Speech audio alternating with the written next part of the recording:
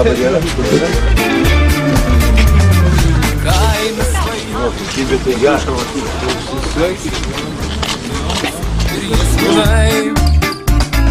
Kartais keliu į stulpą būrę ir rankas stiebą laikau tvirtai. Jūros aš nemačiau dar niekad. Tas geras. Nes vyrai vandens stikliniai niekada neieško audros. Ir jūra mums lygi kelių, jei kada negrįžtam namo. Mes vyrai, todėl visai mums nebaisu, jei veidus papuoš randai. O jūra išmesk į krantą. Tas pats, bet visai tik fotografuoju. Ne, skirsis.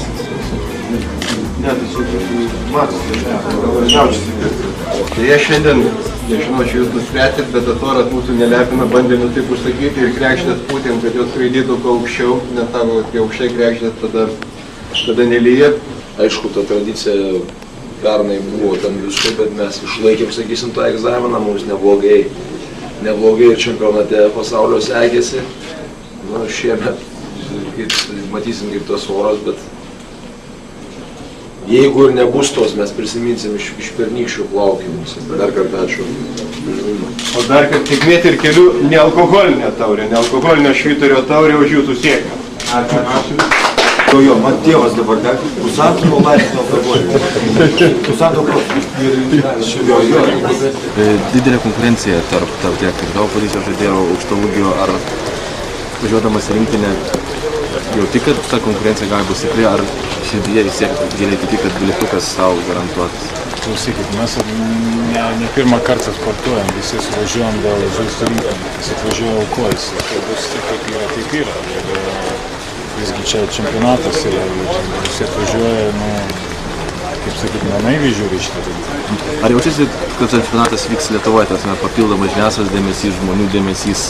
Jaučiasi, ar tai yra tas pats dėmesys kaip kiekvieną vasarą? Aš manau, vis tiek daugiau yra žinoma, spauda daugiau apie visą tai rašo. Matom, rėmėjų čia daugiau, žmonės, taip sakyti, bet man tai praktiškai nekeičia. Malonu žaisti namus. Dėmesys nevargina, nes bosta įgrįsta. Tik pradėjom sportuoti, tik tai susirinkom, nes nepavargom.